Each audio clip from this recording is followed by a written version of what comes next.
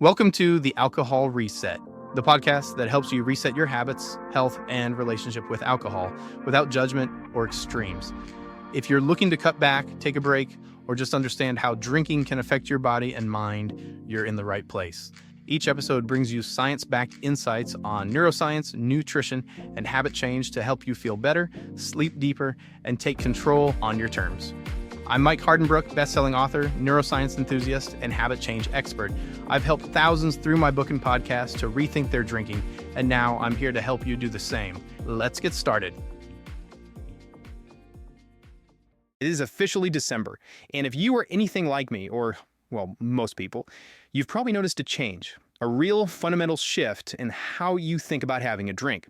Suddenly, every single one feels clearly justified. The whole mindset, it just flips. It goes from, should I have a drink tonight, to, oh, I have earned this drink. It's a subtle move, but it is so powerful. Think about it. You finished that mammoth work project before the holidays. You earned it. You survived the mandatory, slightly awkward office holiday party. Yep, you earned that one too. You finally finished buying and then wrapping and then shipping that whole mountain of gifts. You absolutely 100% earned it. Even just a random chaotic Tuesday in December somehow becomes a reason. It's the holidays, I deserve this. But why? What's going on here? That's what I want to unpack today. Because this feeling isn't just some vague holiday cheer. It's actually a perfect storm of psychology, intense stress, cultural conditioning, and some very specific brain wiring. It all comes together to create what I call the earn drink mindset. And the goal here is clarity, because December is the one month where, for a lot of people, a casual drinking pattern can quietly, almost invisibly, morph into a daily one. It happens because your whole environment, your schedule, your stress hormones, even the ads you see is just constantly signaling permission. So let's get into the triggers so you can spot them before they take over. Okay, so the biggest driver, the number one reason, is what I call the pressure cooker effect. And this is foundational. If you look at seasonal stress, December is. It's just unique. It's not just a busy month. It's chaos wearing a festive sweater. We're talking about stressors that pile on top of each other. You've got work deadlines, right? Year-end closure. You have family expectations, tight finances, an explosive social schedule. It is just mental and emotional overload at maximum capacity. And when that pressure spikes our very sophisticated brains, they actually revert to something way more primal. We hit survival mode. When your brain senses that sustained, intense pressure for condition December basically creates for you, it doesn't look for long-term solutions. It's not thinking, you know what I need? An hour of meditation. No, it desperately seeks quick, immediate relief. It wants to turn the volume down, and it wants to do it now. And this is where alcohol speed becomes its most dangerous advantage. It offers fast relief. Not real, restorative relief, but immediate nervous system suppression. And that speed is key. The stress response, driven by cortisol, it primes the brain to see alcohol as the simplest, most immediate reward button to push when you're overloaded. So that feeling of earning it is directly tied to your stress response. You're telling yourself, I survived this insane day, therefore I deserve the quickest form of self-medication I can get. And it's a transaction, really. High stress in exchange for instant sedation? It's like the daily grind of December is an ultramarathon, and every night the finish line just hands you a sedative instead of water. But you feel like you deserve it because, hey, you ran the miles. And that connects perfectly to our second reason this is also relentless, the reward circuit overdrive and closure. This is where the actual structure of the month starts working against us. Humans, we are closure-seeking creatures. Our brains are wired to crave the feeling of finishing something and that moment of completion. It triggers a little release of dopamine, the reward chemical. Well, December is a factory for endings, a nonstop assembly line of mini endings. Just think about it for a second. The end of the work week. The end of a project, the end of your errands, the completion of the gift list, the end of one huge social obligation, and then another, and eventually the end of the entire year. Every single one of those acts as a little chime in your brain. Ding! You finished something. You deserve a reward. And the drink is just the most available and culturally supported way to mark that completion. We see this loop all the time, right? I finished a hard workout, I earned dessert, I cleaned the house, I earned an hour of TV. But in December, that loop is amplified tenfold because the completion signals are constant. So you're basically training your brain that the default state for completion in December is alcohol. And the brain stops being able to tell the difference between I just finished a huge year-long project and I just mailed 3 envelopes. Both can trigger the exact same learned response. Which brings me to the next piece of the puzzle, because it's not just what's happening inside our heads, it's what's being reinforced externally. Reason number 3, the cultural permission slip. The external messaging during December is, well, it's pervasive. It's incredibly powerful. You hear it everywhere, don't you? It's the holidays, live a little. Oh, don't be boring, just have one more. This messaging makes drinking feel not just acceptable, but actually expected. Almost mandatory if you want to participate in the quote-unquote festive spirit. And that external acceptance is a huge psychological factor. It acts like this massive permission slip. It removes any guilt or internal questioning because you can just tell yourself, well, everyone else is doing it. And that external voice of permission very quickly becomes your own internal voice of justification. Which leads us straight into reason number 4, the tired brain. This is so critical, and we often overlook it.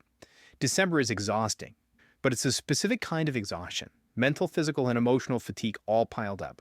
When we are genuinely that tired, our body has to prioritize. And a specific part of our brain just clocks out. It's the prefrontal cortex, the PSC, the sophisticated logical part of your brain right behind your forehead. It's in charge of impulse control and long-term planning.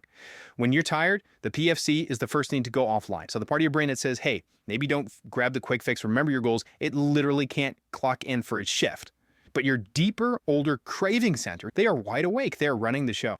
And that is why alcohol suddenly feels like such a well-deserved break, even when what your body is screaming for is just sleep, or stillness, or a glass of water. And compounding all of that is our final reason. Emotional overload. The holidays carry this immense emotional weight. It's dense with nostalgia, family dynamics, maybe loneliness, unmet expectations. When that emotional noise gets too loud and complex to process, a drink becomes a very effective emotional buffer. It just temporarily mutes the noise. So the internal justification, it shifts from, I earned this because I did a task, to, I earned a break from my own thoughts. You're basically self-protecting through emotional labor. So you can see how it all syncs up, right? The external pressure, the internal fatigue, the cultural permission, the emotional intensity. The question then is, what do we do about it? How do we neutralize that feeling of earning something that isn't actually helping?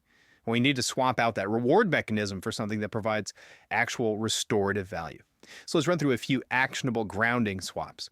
First, you have to actively create real rewards. This means defining what comfort really is for you. Maybe it's a long hot bath, or your favorite comfort meal, or just getting to bed an hour earlier.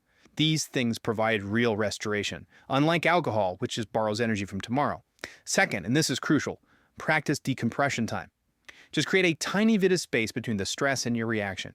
When you get home, don't immediately grab a stimulus. Give yourself 10 minutes, just 10. Sit down, close your eyes, put your feet up. That brief pause can break the learned automatic connection. Name the emotion. This is an incredibly powerful cognitive tool. Seriously, just say it out loud or to yourself. I'm stressed, I'm overwhelmed, I'm tired. When you do that, you actually bring that logical prefrontal cortex back online. It calms the brain's emotional center. And fourth, the basics. Hydrate and eat regularly. This sounds so simple, but low blood sugar and dehydration make cravings and fatigue so much worse. If you can keep those stable, you're stabilizing your mood and your ability to resist those impulsive reward-seeking urges. And if stress is really the root cause, it helps to support your system on a foundational level. Things like adaptogens can really help manage the body's response to that chronic stress. Two that consistently come up are ashwagandha, which is known to help lower the stress hormone cortisol, and L-theanine, which is an amino acid that can help smooth out mental tension without making you drowsy. Using tools like that helps your system manage the actual stress load, which reduces the need for the earned drink in the first place. It's not just about willpower, it's about reducing the physiological demand for that buffer.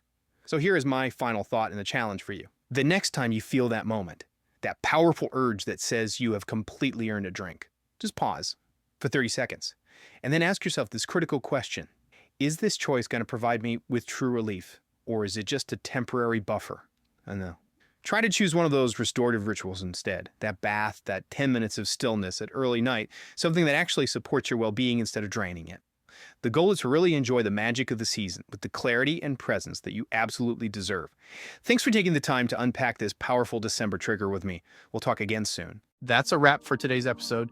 If you got something out of this, do me a quick favor, leave a rating and review on whatever podcast platform you're listening on. It helps keep the show going and would mean the world to me. Got ideas, comments, or questions? Shoot me an email at mike@trycloud9.com. I'd love to hear from you. And if you're looking for extra support, check out Cloud9, makers of Daily Restore, a once-a-day supplement to support your body from alcohol's effects, and Rise and Unwind AM/PM, a 24-hour combo to curb cravings, balance mood, and improve sleep when taking a break. Go to trycloud9.com and use the code PODCAST to save 15% on your next order. Thanks for listening, and I'll catch you next time.